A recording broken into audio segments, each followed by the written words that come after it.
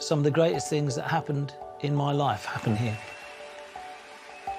I met my wife in this building.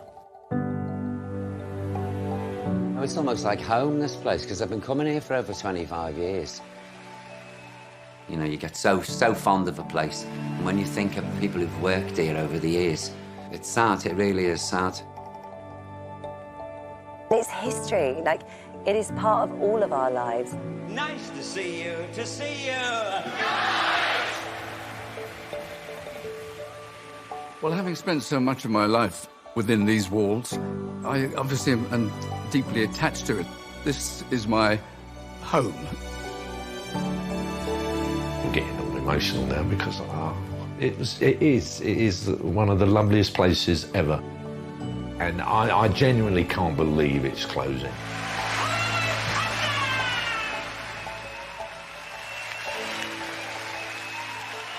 You walk down to those studios, you know the history that's there. It is the beating heart of ITV.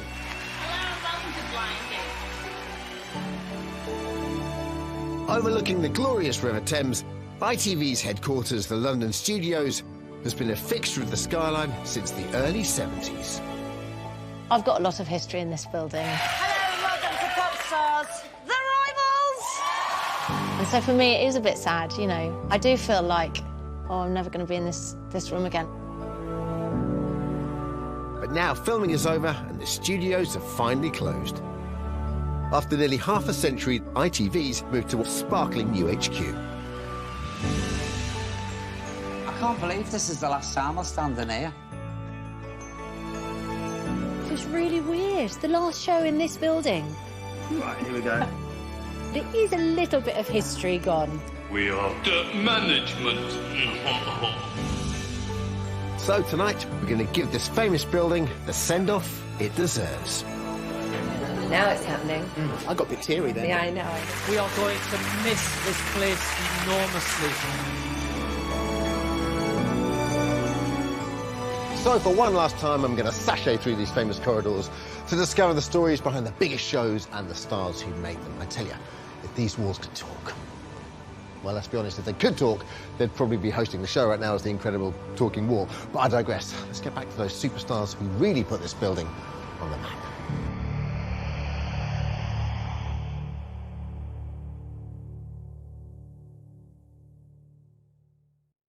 Now, one of my first jobs in television was in this building as a researcher on a daytime TV show called Light Lunch with Mel and Sue. It led to me becoming the audience warm-up man for the show.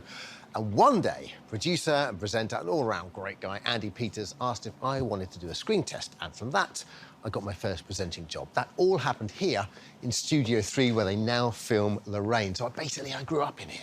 I owe my entire career to Andy, and I don't know how I can ever repay him. Although if he was here now, he'd probably say... Contactless. I'm sorry? Contactless. You know, like cash. Cash?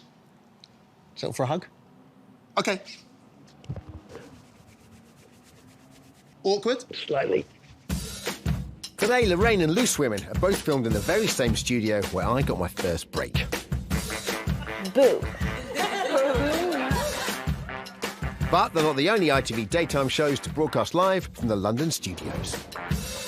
5 days a week, this place is a veritable conveyor belt of award-winning daytime delights.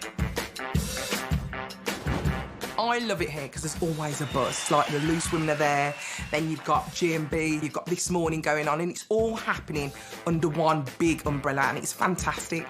And it all starts in Studio 5 with Good Morning Britain. There we go. I'm here at just before 4 o'clock. When I turn up in the morning, there's me and the security guard downstairs. When you have that clock tick to 0600, that's when the adrenaline totally kicks in. This is Good Morning Britain with Ben Shepherd and Susanna Reid. Morning, morning. Hello there, good morning. It's just after 6 o'clock. Welcome to the programme. And you're broadcasting from the London studios. At 8:30, the queen of daytime, Lorraine Kelly, takes over from nearby Studio 3. We've got a plan, and hopefully it all goes to plan. I think this place is like my second home. I've spent so much time here. When you walk in the morning, it's buzzing. Yes. And it continues to buzz 24 hours. I share a studio with Loose Women, so as soon as I come off air, the guys turn it round so fast, they are astonishing. Hold your horses, Lorraine. We're getting ahead of ourselves because at 10:30, it's time for one of the longest-running daytime shows in the world. Oh, there you go. That's perfect timing. It was Richard and Judy who brought This Morning to London in 1996. That's great, Sue. Thank you very much. After 8 years hosting from Liverpool's Albert Dock. Hope you like the new home. As you can see, we've brought most of the dock with us. The tricky bit, actually, was diverting the River Mersey to run past the window here, but we've got great plumbers. And this is where the show's stayed ever since. 3, 2, 1. That's 22 years of mad goings-on, mayhem, and Hollywood A-listers live from the South Bank of the Thames. This is the best view I've ever had doing a talk show. I mean, that is gorgeous. The thing I love is when Americans come, Yes. and then they walk into the studio, and you say, oh, you know, should I coffee? And they go, oh my God, is that the Thames? Is this real? They think it's a set until they go up to the window, and then they realise the river's actually moving and the boats are actually moving. People want to come to this studio because it's got the most amazing view. When I'm on an airplane and I'm flying Yeah. over London, I always look down and see the ITV studios. I do, and I never fail to get excited when I see that. There is an energy in this building. You will be able to hear the laughter in the walls of this studio for a long time to come. But today, amongst the laughter, there's also sadness. It's the end of an era for This Morning. I've got to capture this for posterity. Last This I'll do is the last touch-up. How are The you last feeling? touch-up. You are touching me up for the last time.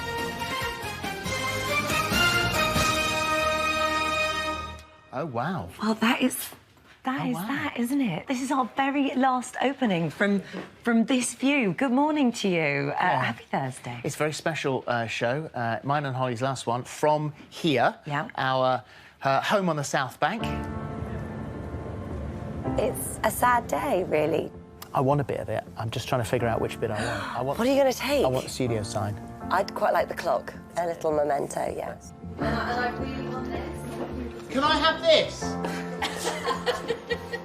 Two. She's going. Yeah? If I have that. I've had my eye on those for a very long time.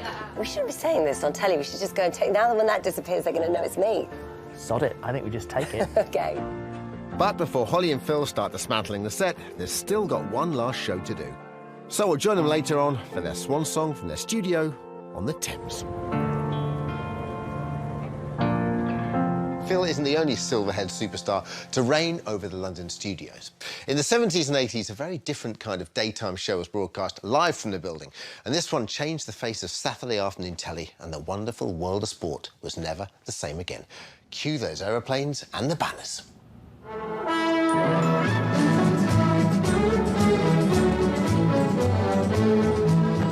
Good afternoon, and the warmest of welcomes to World of Sport. World of Sport, presented by Dickie Davis. Now, a good deal of the show will be devoted to snooker, and the first major tournament. Did the exciting stuff like rallycross, there was motorbike scrambling, there was wrestling, who could forget that? Kent Walton's at ringside, and we join his commentary and the action in round 3, and there's no score. Watching Dickie Davis do World of Sport and holding it all together. Yes, congratulations to young Villeneuve and confirmation That that... flash of grey hair and looking so slick. I saw him in a Little Chef once. I was really, really excited that I got to meet him. I got his autograph as well. Well, now it's time on the final World of Sport programme to look back over its 20 years' life and enjoy some of the best moments. Despite often pulling in over 10 million viewers, the final whistle blew for World of Sport on the 28th of September 1985. But over 30 years later, memories still live on of a groundbreaking sports show where even those who worked behind the scenes became stars. Oh my God, it's Chrissy! Chrissy. Today, the 3 World of Sport typists who appeared in that final show, Janice Beale, Chrissy Shaw, and Joe Mitchell are back in the studio, now home to Good Morning Britain for an emotional reunion. Do you remember the size of this little tiny studio we're in? Yes. 30 years, Used to be Chrissy. our studio. But a lot of the time people didn't even think we were typing because they were fixed typewriters. They used to say, but you're pretending, aren't you? And we go, no, we're actually there Very typing pressurised. 5 copies with carbon copies, making it all carbon, accurate. yes, that's right, no mistakes. Oh, yeah. I've got TV Times. Yeah, look. Just for the girls. Dickie had a pretty good moustache in those days, didn't he? And a little quiff of hair. On his little white melon streak.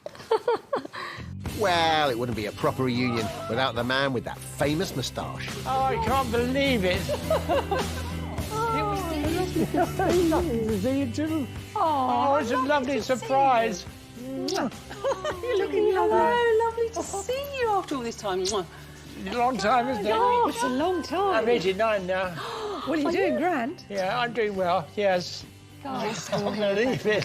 Do you remember the studio? You all run down here, weren't you? That's it, And yes. The guys were on the other side, yes. Yeah, sub-editors. Yes. And you were kind of here, weren't you? 4.5 hours of television and live in those days, and it was great to be live. Well, West Ham couldn't improve on their 5th place in the table today, but they did achieve a good win. Well, the football reports will start coming in about 4:40. Today, Manchester United 3, Aston Villa 1. And there's no script. 3rd place Watford were down on the south coast today, and they could only manage 1 point against Brighton in a 1-1. But that was exciting.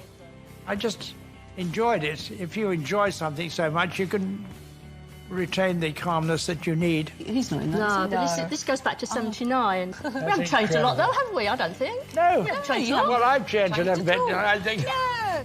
I have great memories of this place, and there were lots to keep me warm in my age. Thank you for watching, but for the final time, that's all from World of Sport and the London studios. Cheerio.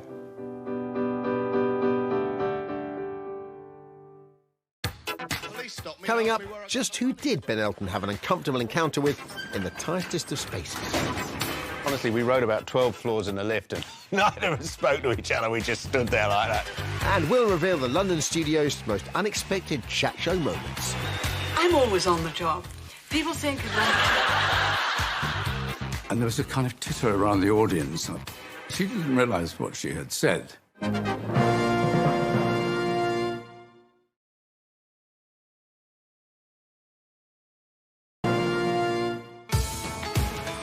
Tonight, this building's going out on a high. Throw yourself off the ledge. As we celebrate the shows and the stars who have graced the London studios. I had a Jewish delivery, which is they knock you out with the first pain, they wake you up when the hairdresser shows. The woman said to him, "Did you fall?" He said, "No, I'm trying to break a bar of chocolate in my back pocket." Built in 1972 as the home of London Weekend Television, these were considered the best colour studios in Europe, producing hit costume dramas like Upstairs, Downstairs. Hudson, how lovely to see you. Welcome back, Mrs. Kirkbridge. Hello, Hudson. Good morning, sir. Classic sitcoms like On the Buses. No! And entertainment spectaculars from the likes of Stanley Baxter. Bless my beautiful voice, so put in every key. This place, with its beautiful design, it's very imposing where it was, it announced there was a new sheriff in town. The BBC never really shook off that idea of being an extension of the civil service. Here, felt a little bit more Hollywood.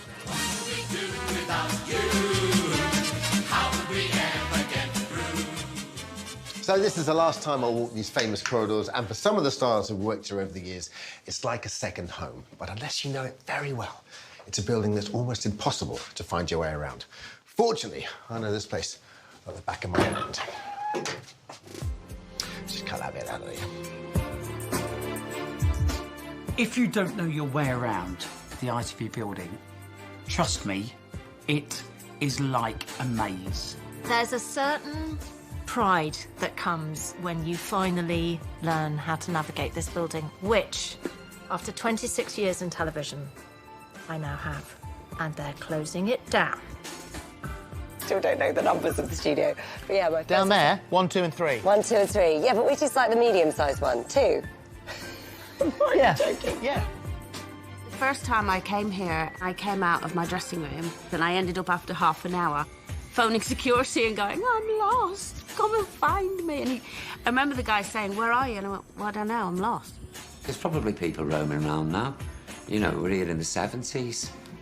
What makes me laugh is when, like, guests on shows will go, oh, no, it's fine, I'll make my own way out.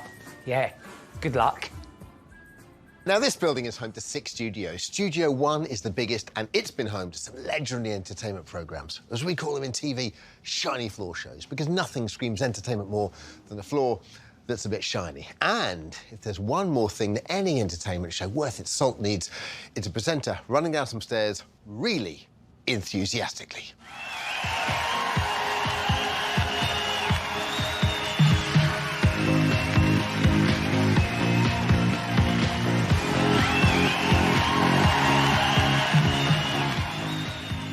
So I started my television career in these very studios 20 years ago, on the other side of the camera, working as a researcher. But I've never actually presented a show from the London studios. So whilst I still have the chance, there's one thing I simply have to do.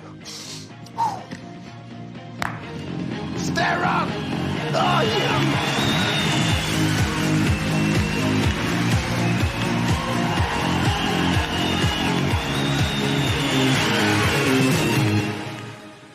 For over 45 years, the biggest names in showbiz have called this place home.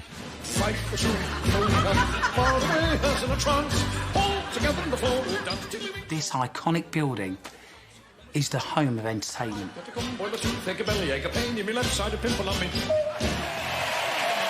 The sound of Studio One, the sound of audience applausing, is something everyone's familiar with because it's been on your TV every Saturday night back decades.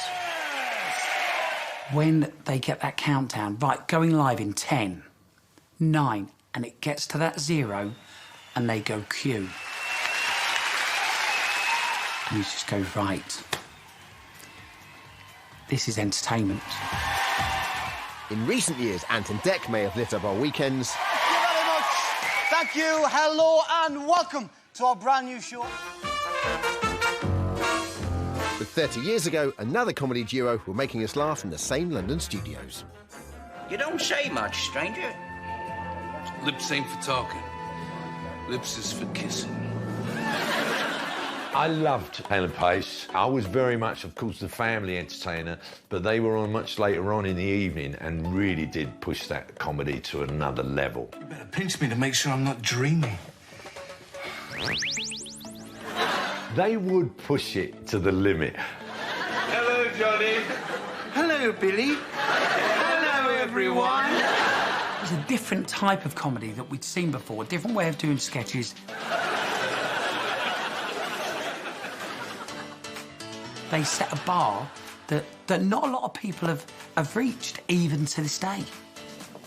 But Hale and Pace's most famous comic creations were the stone-faced bouncers, the Two Rons. Good evening. As you may or may not know, we are the management. We manage things.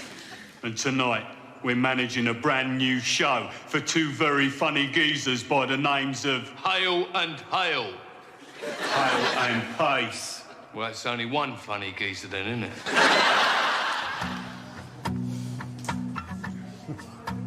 It's 20 years since the series ended, but today, the management are back. Checking out the studios where they filmed that first show. They're tittering. I don't like tittering. I don't like any coastal towns. I wonder where we are today. That's right. We're in the studio remembering stuff. Yes. Or in our case, not much. It does take you back there, doesn't it? No, it does. Electric nights. Fantastic. You know, great audiences. We tried to treat it like a live show as much as we could. Yeah. And that hopefully helped, you know, maintain that continuity with the audience. Yeah. You know. Better than canned laughter. Yes. Yeah.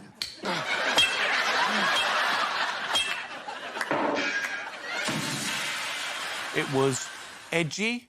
It's coming. It has been accused of occasionally being schoolboy, puerile humour. When a big job stings their patch, they are the guys who can handle it. Smatty. Today, Billy's making a baby with my wife, Jenny. Hello, Johnny. We wanted to try and push things not absolutely to the boundary, but there were elements of taste that were questioned within the show. Let me through, please. Come on, let me through. Let me through, please. Let me through. Thanks. And on the second series, show 2 or 3, got 13 million viewers at 10 o'clock on a Sunday night. But even before getting their own series, Hale and Pace made one of their first TV appearances at the London studios on another comedy classic. Saturday Live was our big break. It became a monumental platform for all new comedians coming through. Listen, my name's Ben Elton. I'm going to be hosting the show tonight. Groundbreaking, in-your-face and controversial, Saturday Live brought us a new generation of comedy stars. My name's Craig Charles. Good evening, my name's Emma Thompson. We get into his car. Oh, this isn't a story about how I threw up in the back of his car, is it? Go on, tell it, go on.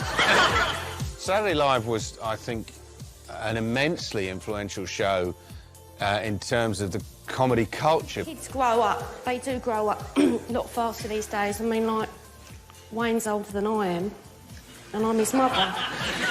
Really, it kind of marks the beginning of the stand-up comedy boom, which continues to this day. Now, let me ask you one question. If you were in a vehicle and you're traveling at the speed of light, then you turned your lights on, would they do anything? Time Saturday Live had finished, there was a stand-up comedy club in every town. On Thursday, I may get a call on the blower from Mr. George Harrison Beatles band Liverpool Gizzard Job. I remember watching that when it came on and it being like, wow, this was completely revolutionary.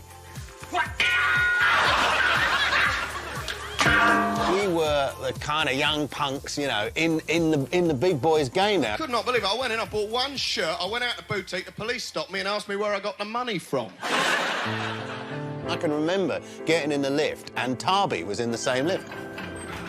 Tunes help you breathe more easily. Not if they're sung by Des O'Connor, they don't. At the time, there was a little bit of semi-manufactured edge between, well, me and Tarby particularly. My doctor's Russian. Struck off, and, The idea of the old and the new.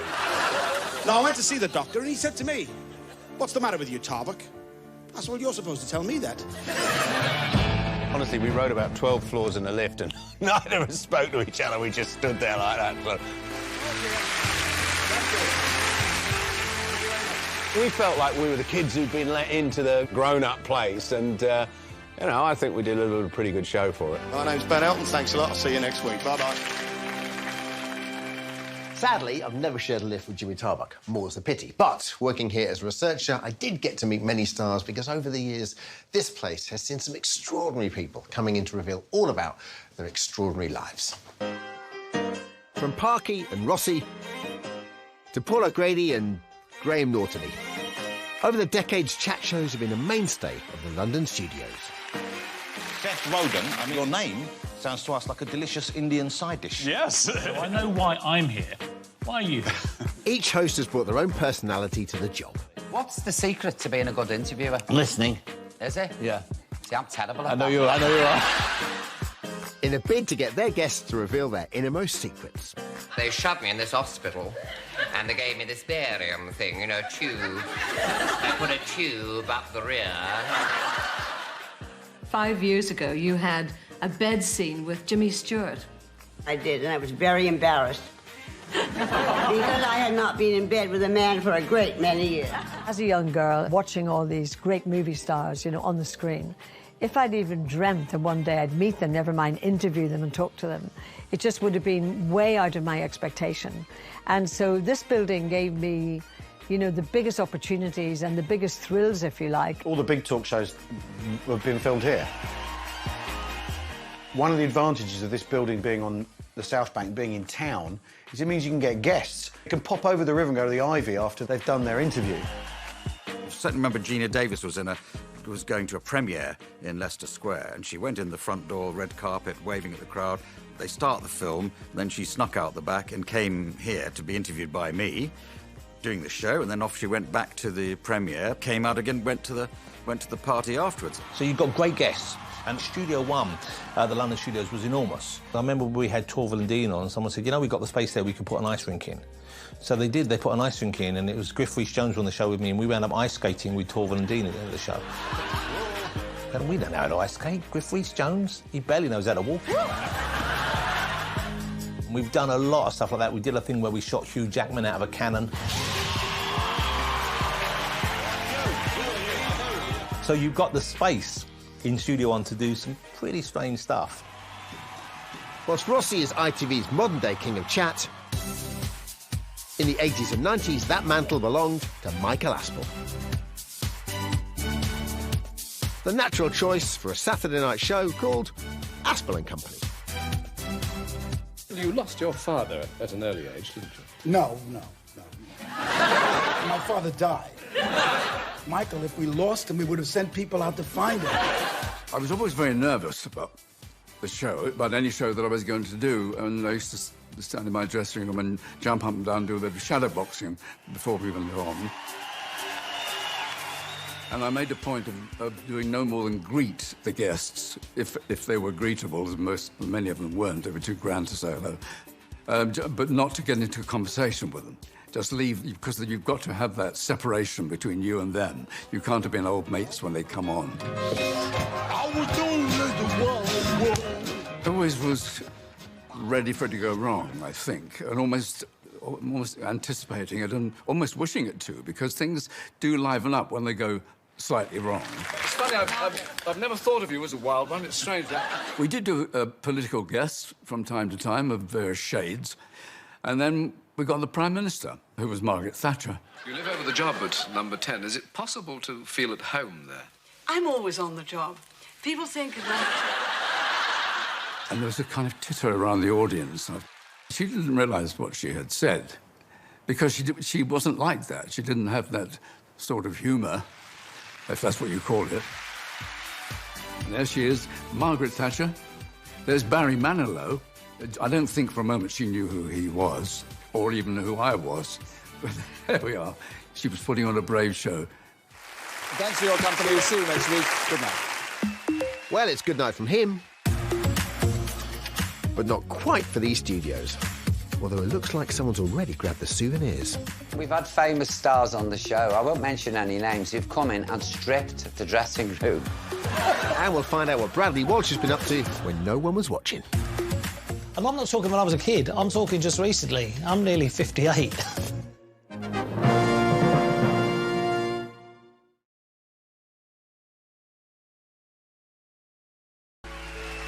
We are going to miss this place enormously, and we'll never find another home like it, so thank you. After nearly half a century, the London studios has closed its doors, and ITV's moved to a brand new HQ.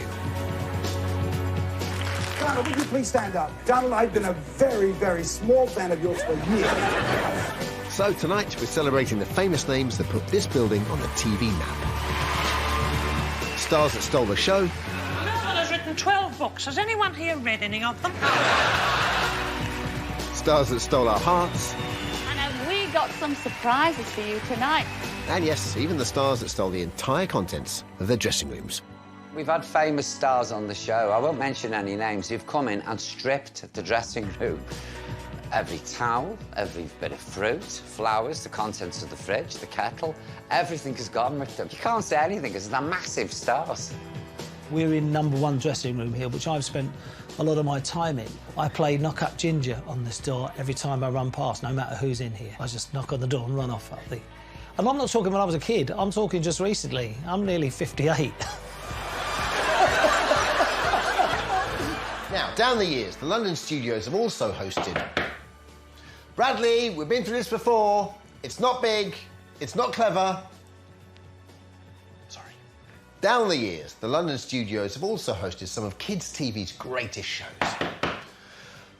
Bradley! Ready, steady, are you set for Metal Mickey? Mental fatigue. Remember Metal Mickey being on around sort of 5 o'clock, 5:30 on a Saturday? And it just being slightly bonkers? Mickey, talk! Do it again! He's shouting at a dustbin. And it's centred around this family with the robot and the boy inventor who made this robot come alive. Are you married? Why don't you know it? I'm illegitimate. Because it was old-style technology, of course, was we actually had the robot there, so we weren't working with CGI. Okay. Hoagie, cats. And you know what? After a while, you began to respond to it as though it was a human actor. Eventually, I stopped acting. It is indeed a privilege to be admitted into this chamber. And I ended up in the House of Lords, and that's where I am today. It may seem strange, but actually, in many respects, it was a good training for the things I do now. 12 million viewers would tune in to watch this children's TV classic. But if heavy metal wasn't your thing, Give us a kiss. there's always been plenty of pop sounds keeping the kids and the parents entertained from the London studios.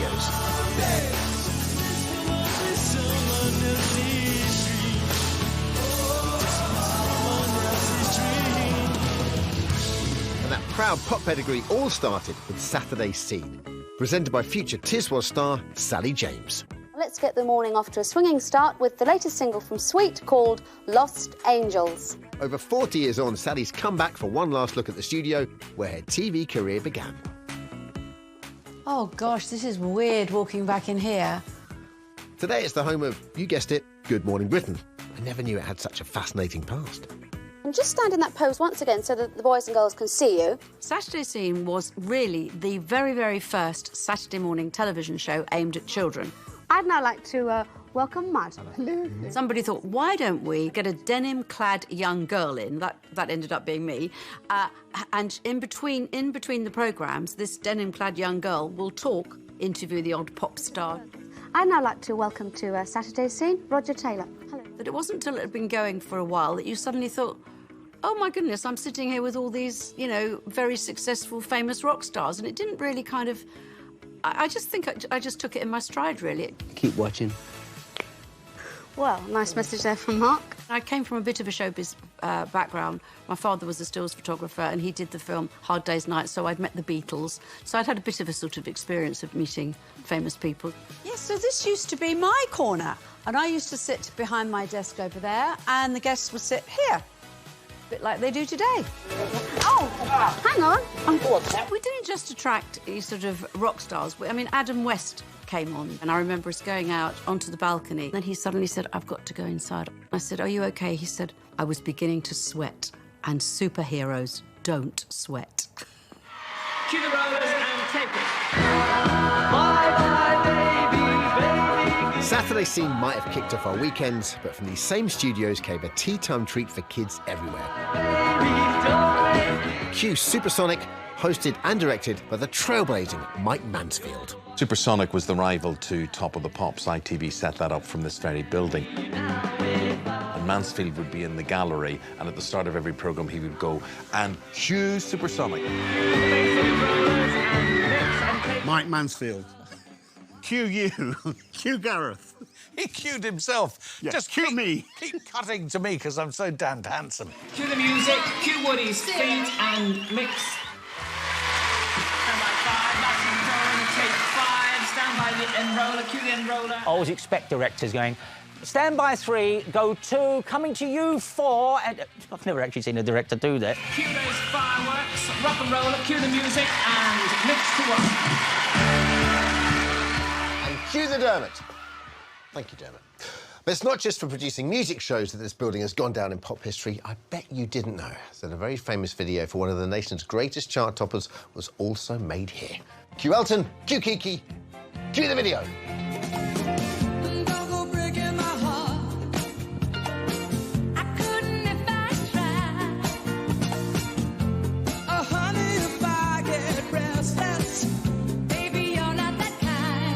Don't Go Breaking My Heart. I couldn't if I tried. 1976, one of the hottest summers on record Doing ever. my GCSEs.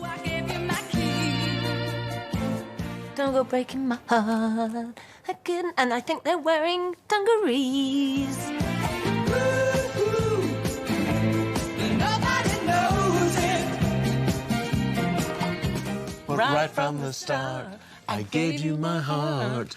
Oh, I gave you my heart. I think they did it a bit better than that.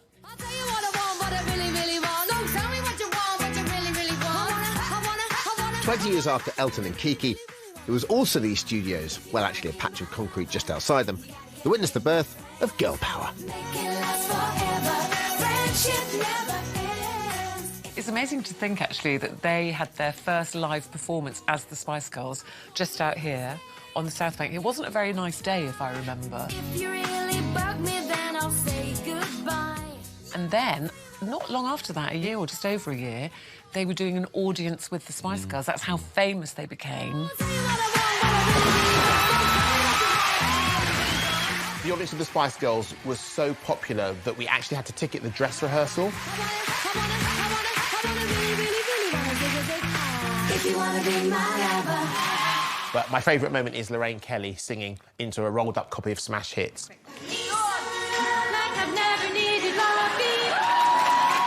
Just genius. Coming up next, it's Loose Talk as the Loose Women reveal their studio secrets. They're all back when we had Madonna. They took over the whole of the corridor upstairs. And it's finally time to say goodbye. Studio, bye-bye. Or if these walls can talk. I need a longer arm. We'll join an emotional Holly and Phil on their last day by the Thames. You all right? Yeah. Okay. It's sad. It's sad. It's sad. We'll miss it. Yeah, I will.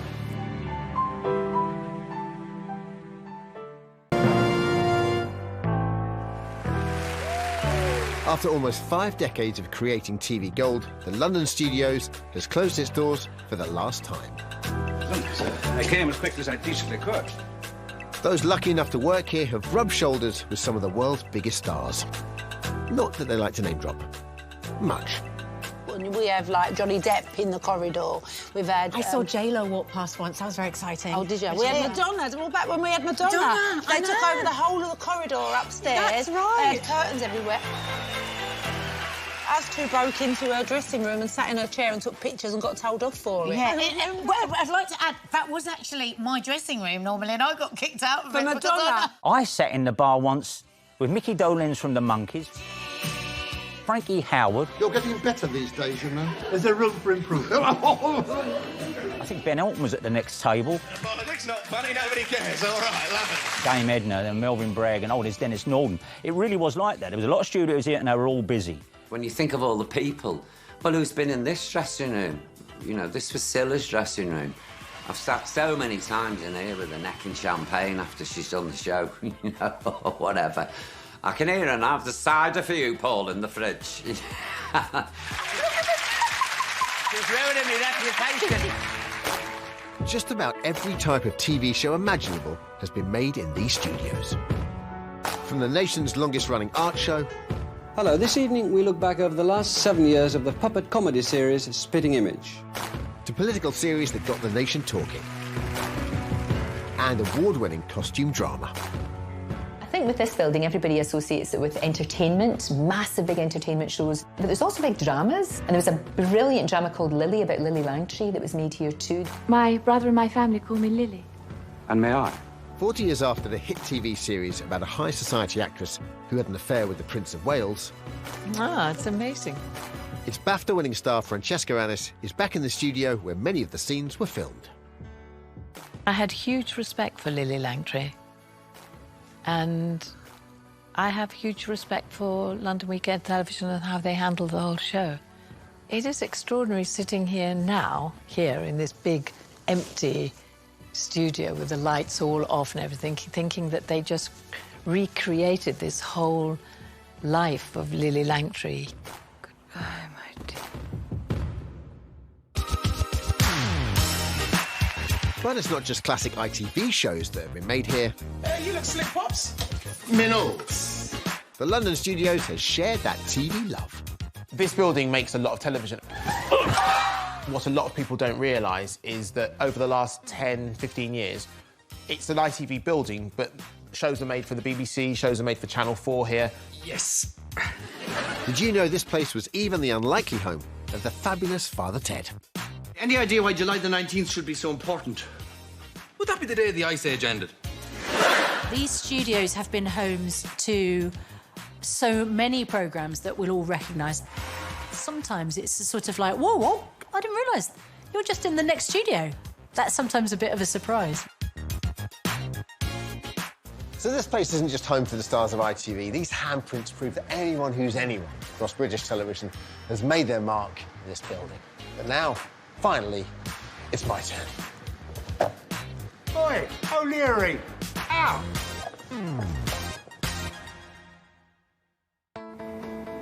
But now, after nearly half a century, the remarkable story is complete.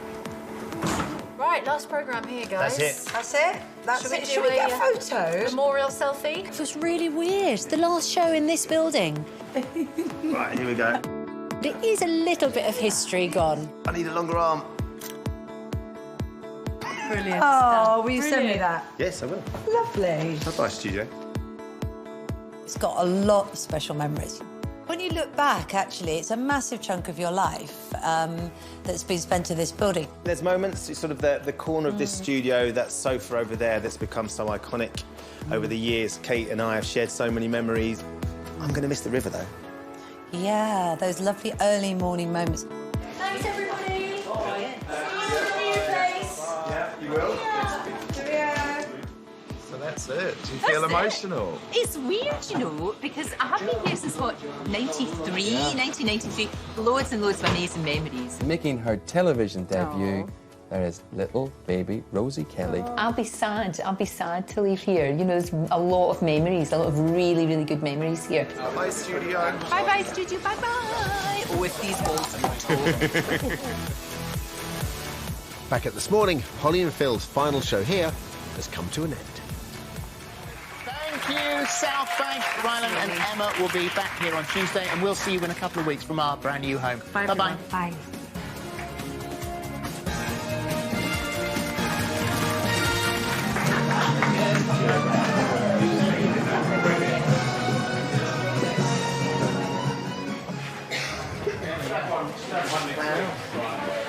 Now it's happening. I got a bit teary then. Yeah, I know. I couldn't turn back around. No, I know. It's sad. That's mad. Yeah.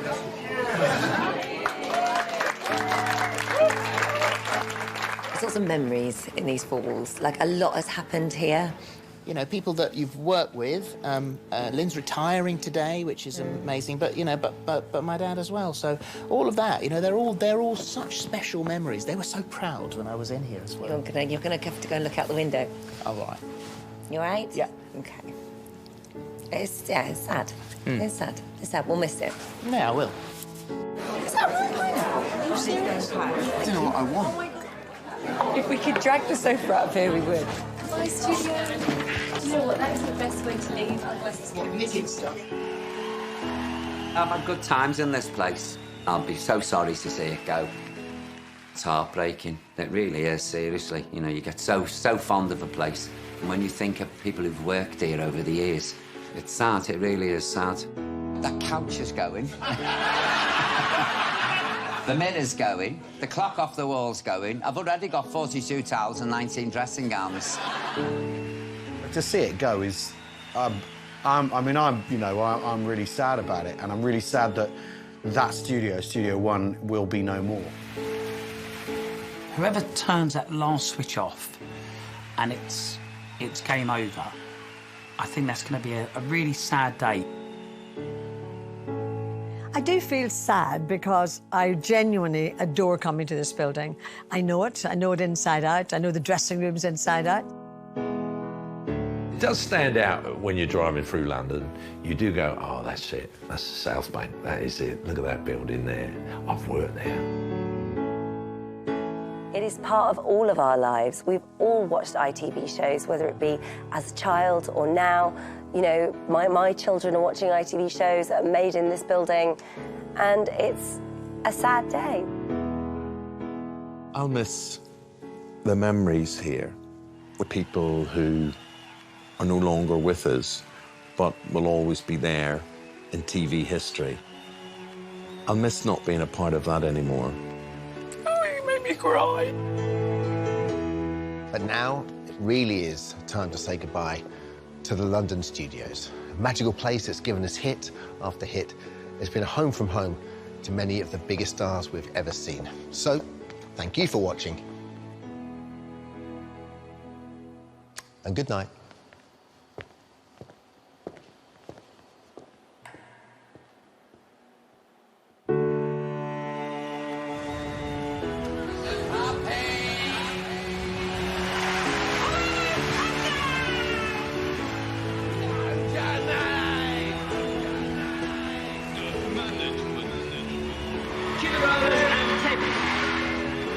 Don't just watch the adverts, win them!